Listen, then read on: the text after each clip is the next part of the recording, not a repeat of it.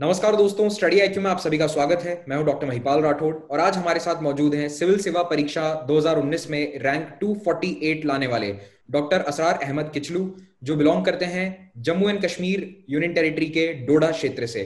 तो doctor Asrar, welcome to study IQ and many congratulations to you on your splendid achievement. Thank you so much sir. तो doctor Asrar, आपसे हम बातचीत शुरू करेंगे, सब कुछ जानेंगे आपकी तैयारी के बारे में, आपकी पूरी जर्नी के बारे में। तो शुरुआत यहाँ से करिए कि आप हमें बताइए आप कहाँ से बिलोंग करते हैं। डोडा जिला मैंने बता दिया हमारे दर्शकों को, लेकिन मैं चाहूंगा कि आप एग्जैक्ट लोकेशन बताएं और फिर आप बताएं कि आप कहाँ पर पढ़े हैं, स्कूलिंग कॉलेज कहाँ से किया आपने। So basically, I belong to Badarwa Valley, which is in Doda district in Jammu and Kashmir. मैंने अपनी जो बेसिक स्कूलिंग है, I started from Rajouri district. After that, I came to Jammu. और शुरू की schooling I did from Air Force School Jammu. After that, I did my major schooling from St. Peter's High School Jammu. I have done my higher secondary education from Government Ranveer Higher Secondary School. Post that, I have done my MBBS from Government Medical College Jammu. After that, I've been preparing for civil service examination only. आप doctor किस साल में बने थे, यानी आप graduate कब हुए? So it was towards the end of 2016. Okay, तो आपने 2017 से तैयारी करनी शुरू करी होगी, तो आपका पहला अटेम्प्ट कौन सा था? 2017? Yes, 2017 was my first attempt. Yes. Okay, तो असरार जी, मुझे ये बताइए कि आप प्रैक्टिस की तरफ क्यों नहीं गए? क्या आप डायरेक्टली, ऐसा क्या था जो आपको सिविल सर्विसेज की तरफ खींच लाया? सर बहुत सारे रीजंस थे। इनिशियली मैंने सोचा नहीं था, फाइनल ईयर तक कोई भी प्लान नहीं था। In fact I remember I was in my final year, एक स्टूडेंट मेरे पास आए थे, जूनियर आए थे, वो बोल रहे थे कि he wanted to appear for civil service examination. He was in the first year itself. तो मैं यही बोल रहा था कि 6 साल आप वेस्ट क्यों कर रहे हो, directly go for any graduation of 3 years और उसके बाद कीजिए। तो फोकस नहीं था तब तक, लेकिन इंटर्नशिप में there were a lot of reasons because of which I stumbled upon civil services. एक तो ये था कि बहुत सारे हम प्रॉब्लम्स देखते थे, जो भी लोग आते थे दिखता था कि बेसिक डेवलपमेंट नहीं है जहां से वो आते थे, काफी दूर दूर के एरिया से आते थे। तो लगता था कि इतना डॉक्टर्स, बहुत सारे डॉक्टर्स हैं जो डे एंड नाइट वर्क कर रहे थे, still the patients were not satisfied. तो वो एक फील आता था कि there are many more things which need to be done. एक वो चीज था। साथ में काफी कजिन्स थे जो बोलते रहते थे कि आप इतना पढ़ते हैं, क्योंकि एमबीबीएस में काफी पढ़ना पड़ता है। तो वो एक फील फैक्टर था कि काफी लोग इंस्पायर करते थे, मोटिवेट करते थे कि आप एग्जाम में एक बार अप्लाई कीजिए इसके लिए। Plus I wanted to learn a lot of other things, geography, history, ये सब इसका फोकस कभी रहा नहीं इस पे। तो बहुत सारी नई चीजें सीखने का मौका मिलता है इस एग्जाम से। Okay, okay. तो आपने अपनी तैयारी कहाँ से शुरू करी? क्या आप जम्मू कश्मीर में ही थे या फिर आप दिल्ली आए? आपने स्टार्टिंग कैसे करी अपनी प्रिपरेशन की? सर इनिशियली तो इंटर्नशिप जीएमसी जम्मू से ही कर रहा था, उसी टाइम पे मैंने स्टार्ट कर दी थी प्रिपरेशन। बट इतना ही पता था कि द हिंदू न्यूज़पेपर पढ़ना होता है और कुछ एनसीईआरटीज पढ़नी होती है। But the clinical postings were very hectic, तो ज्यादा पढ़ नहीं पाया। बस बेसिक 6 to 8 एनसीईआरटीज पढ़ पाया था और कभी कभी न्यूज़पेपर पढ़ लेता था, that's it. But afterwards, I had one of my batchmates who was also thinking of preparing for civil services. Then I came to Delhi. I took coaching for a few months. Uske baad, after I gave my first attempt, I could not clear that attempt. After that, I have been staying in Hamdard Study Circle on and off for past 2 years now. Okay, okay. तो आपने दिल्ली में रहकर हमदर्द study circle से अपनी preparation करी और वहीं से अब आप तैयारी करके अपने अटेम्प्ट्स दे रहे हैं। तो फर्स्ट अटेम्प्ट में Yes. आप कहाँ तक पहुंचे? 2017 attempt, were you able to qualify prelims and mains? Sir, 2000. Sir, first and second attempt, I could not even clear the preliminary examination. This is for the first time I have cleared the preliminary examination. ओह, तो आप अपने 3 attempts में पहले 2 में prelims clear नहीं कर पाए और थर्ड अटेम्प्ट में डायरेक्टली आप रैंक 248 लेकर आए। तो I think this is a very good source of inspiration for aspirants who haven't been able to clear the prelims but they are confident, so keep up that confidence and keep attempting the exam. आप third attempt में, fourth attempt में कभी भी निकल सकते हैं। It's just a matter of few hours when you write that exam. तो दो बार प्रीलिम्स में आप नहीं सिलेक्ट हुए, फिर भी आपने हार नहीं मानी? कभी आपको लगा नहीं कि maybe this exam is not for me, I should go back to medicine? कभी ये फीलिंग नहीं आई आपको? सर फर्स्ट अटेम्प्ट में जब क्लियर नहीं हुआ तो काफी ज्यादा ये फील आया था कि ये नहीं आया कभी कि वापस जाना है और गिव अप करना है। बट ये एक हमेशा, कोई भी आप सिविल सर्वेंट जो भी क्लियर करते हैं, ये फियर हमेशा होता है कि whether I would be able to clear this exam और नॉट। तो वो डर हमेशा लगा रहता है, वो तो था। बट इवेंचुअली ये था कि there were a lot of other factors which were motivating me तो उस चीज ने हमेशा हेल्प किया है. सो मोर और लेस जो मोटिवेशन था वो ज्यादा था rather than being sad about the thing that I was not able to clear this examination. तो हमेशा कोशिश की कि नेक्स्ट टाइम क्लियर कर पाए. Okay okay. तो 17 और 18 के अटेम्प्ट्स में आपको ऐसा क्या लगता है कि आपने अपनी प्रिपरेशन में क्या कमी रखी कि आप प्रीलिम्स क्वालिफाई नहीं कर पाए? मतलब आपने 19 के अटेम्प्ट में क्या बदलाव किए? What were you doing wrong and how did you rectify that? So initially I did not know, even if I had been going for the coaching for many months, but still I could not find out which are the notes and which are the books that I need to stress upon. There were a lot of notes. I used to go to the market and pick up a lot of notes and start reading those notes. तो ऐसा था कि बहुत सारे notes बन जाते थे, जो रिसोर्सेज थे वो लिमिटेड नहीं थे, और टेस्ट सीरीज भी बहुत सारी कर ली थी. जैसे मेरे जो सेकंड अटेम्प्ट था उसमें भी मैंने 2-3 टेस्ट सीरीज प्रीलिम्स की ज्वाइन कर ली थी, और eventually in the end I could not revise the test series. तो इस time I limited the resources, I limited my test series and revise them again and again. This was the most important thing. Plus ये चीज था कि focus इस बार ज्यादा रहा था. फर्स्ट अटेम्प्ट में जो नंबर ऑफ आवर्स थे वो कम थे. थर्ड अटेम्प्ट में my main aim was to increase the number of hours that I was putting in for the preparation. So 8 to 10 hours, minimum 6 hours, but 8 to 10 to 12 hours is required for it. Okay. Did you rely on any online resources for your preparation, or you were completely dependent on printed material? So initially I was dependent upon printed material, but उसका कुछ ज़्यादा fruitful नहीं हो रहा था मेरे लिए. Later on I digitized all of my notes. In fact मैं newspaper भी पढ़ना online शुरू किया. तो जितने भी नोट्स थे, करंट मंथली करंट अफेयर्स थे, कुछ भी थे, वो सारे मैं ऑनलाइन कर रहा था.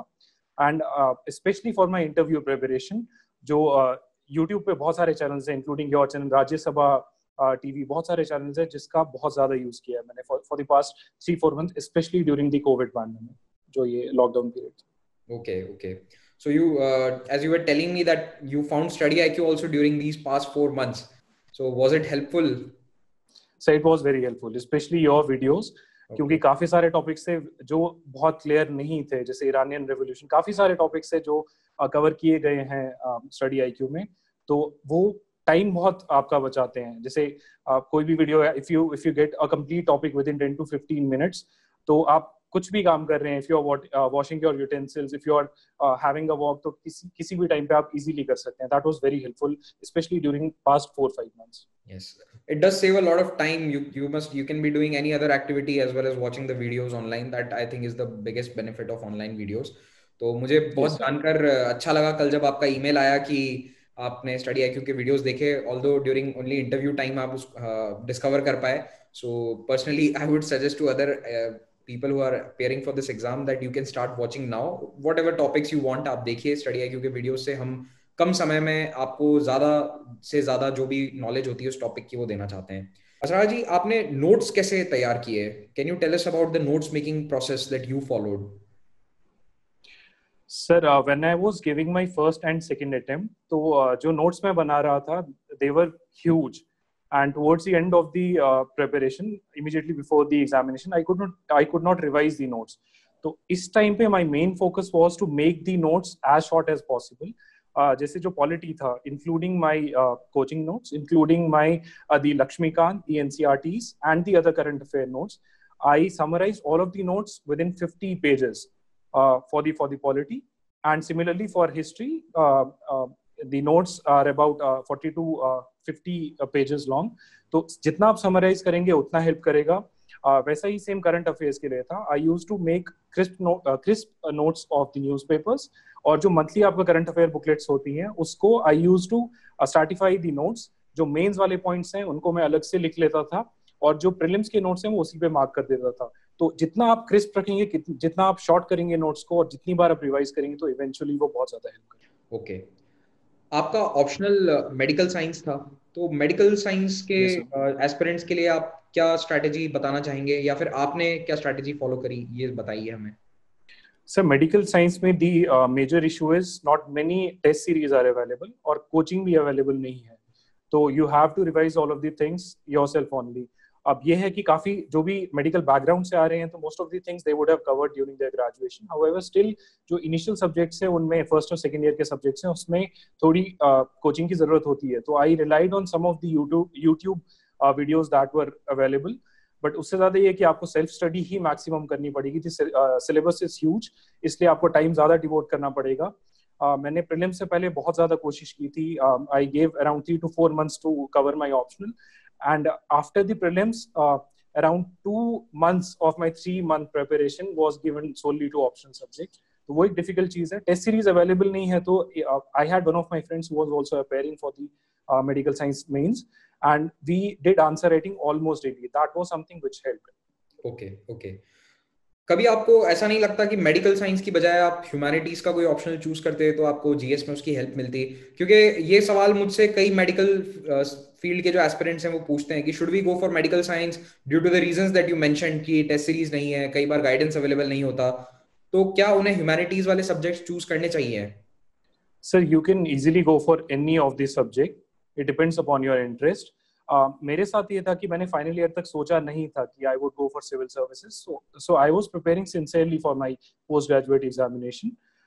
वो एक चीज था, उसकी वजह से I was easily able to select medical science as my optionals. However it depends, अगर आपको लग रहा है कि अब जो 6 साल में पढ़ा है फिर से आप रिवाइज नहीं कर पाएंगे, आप कुछ नया सब्जेक्ट चाहते हैं, something more interesting, go for that. But अगर आपको लग रहा है कि आपने बहुत अच्छे से प्रिपेयर किया हुआ है and you would be able to do it, क्योंकि सिलेबस बहुत ज्यादा है, टाइम बहुत कंज्यूम करने वाला है। काफी बार फील होता था कि अगर कोई दूसरा सब्जेक्ट रख लेते तो मे बी उसी टाइम में 2 बार रिवाइज हो जाता। तो take all of these things into consideration and finally decide on your option subject. Okay, तो असरार जी आगे बढ़ते हैं आपकी जर्नी में। थर्ड अटेम्प्ट में आप प्रीलिम्स क्वालिफाई कर गए। मेंस के लिए हाउ डिड यू प्रिपेयर? आपको कभी ये नहीं लगा कि मैं पहली बार मेंस देने जा रहा हूँ कि मैं कैसे लिख पाऊंगा, राइटिंग स्पीड एटसेट्रा? क्या आपने मॉक्स की प्रैक्टिस करी?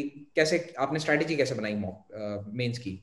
सर जब मैंने फर्स्ट अटेम्प्ट दिया था तो I had not prepared for the mains examination at all. First में I was not prepared at all, वो अटेम्प्ट ऑलमोस्ट वेस्ट किया था मेरा। But after that I realised that this is an integrated preparation. You cannot just prepare for prelims and leave completely the mains and interview phase. तो उसके बाद when I came to Hamdard Study Circle, we made few groups और उन groups में we did daily answer writing. And for me, बहुत लोग बोलते हैं कि वो ज्यादा काफी लोगों के लिए हेल्प नहीं करता है, but for me it was very helpful. बहुत सारे सीनियर्स हैं who had given the mains, who had appeared for the interview, उनके साथ में लिखने का बहुत फायदा हुआ था। तो daily answer writing was very helpful. Plus after mains जो फुल लेंथ टेस्ट होते हैं, I gave 2 test series of 2 different institutions and that was also very helpful. Okay okay. So mains देने के बाद इंटरव्यू की प्रिपरेशन के लिए कोई स्पेसिफिक प्लान, या फिर आपने कोई प्रिपरेशन नहीं करी, you just went like that? I hope not, आपने मॉक इंटरव्यू जरूर दिए होंगे, I am sure. Yes sir, mock interviews काफी दिए थे, more than 6 I would say. But ये था कि जो इंटरव्यू यूपीएससी में होता है that is all together very different from the mock interviews. वो फील होता है जब आप जाते हैं। प्लस इंटरव्यू में ऐसा था कि इस बार the feeling was very different. We were wearing mask, we were wearing the shields and gloves, तो वो वैसा फील नहीं था मॉक में। हाउएवर प्रिपरेशन में ये था कि I was very lucky to be in Hamdard study circle. There were many people who had already appeared for the exam and who had already cleared the exam, तो उस वजह से बहुत सारी गाइडेंस मिलती रही। Plus during the lockdown phase I had deleted my WhatsApp, uninstalled my WhatsApp application. But for this, these 4 months, I reinstalled it. Or one of my friends, he was also appearing for the interviews. तो हमारा daily का evening में 1 hour session होता था, either of mock interview या फिर किसी topic पे discussion हम करते थे। So that really must have helped you कि आप discuss कर रहे हैं daily basis पर कोई ना कोई current topic है।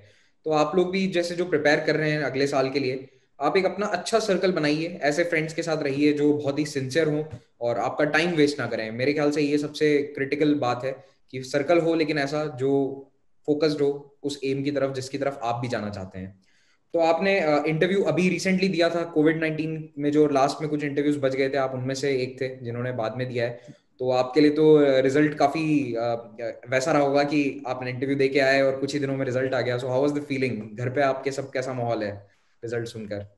सर माहौल तो बहुत अच्छा है, किसी ने एक्सपेक्ट नहीं किया था एक्चुअली।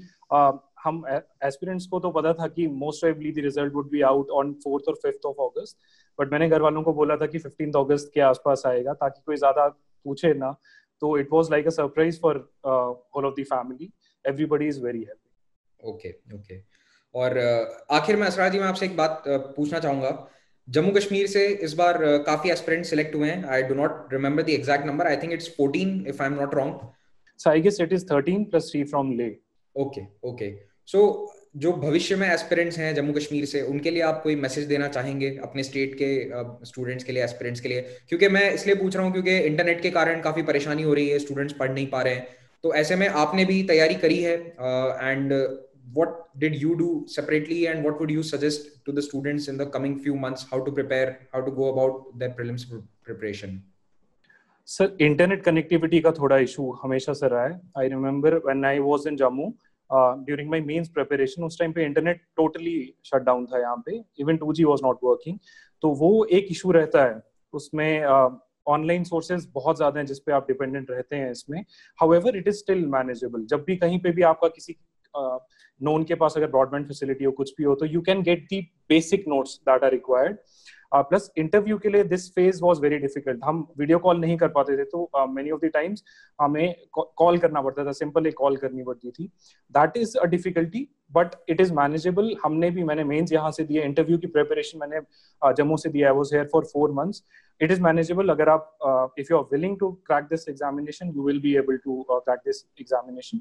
बस कोशिश कीजिए कि 2G से भी बहुत सारे सोर्सेज हैं आपके, डाउनलोड हो जाते हैं। अब जब मैं यहाँ पे आया तो the Hindu, I was not able to download the Hindu क्योंकि 17-18 MB का न्यूज़पेपर होता है। तो I asked one of my friends to download it and he used to send the PDF on Telegram. वहाँ पे थोड़ा इजीली डाउनलोड हो जाता है।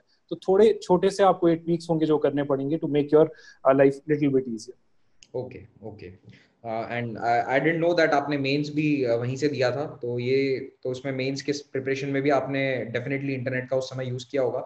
सो if you can do it, I think others can also do it, and otherwise we are hopeful that internet connectivity should be restored soon. तो असरार जी बहुत अच्छा लगा आपसे बात करके, और आपने मेरे ख्याल से कश्मीर और जम्मू कश्मीर के स्टूडेंट्स को एक और उम्मीद दी है कि टॉप रैंक्स के साथ सिलेक्शन किया जा सकता है, किसी भी तरह की कठिनाइयों से जूझते हुए भी सिलेक्शन लाया जा सकता है।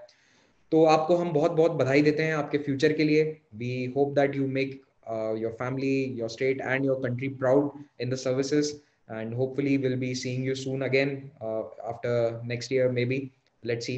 तो आपको स्टडी IQ पर हम फिर से बुलाएंगे। Thank you so much for taking Thank you out the so much, sir. Time, and all the best for your future. Thank you so much, sir. It was a pleasure. Thank you.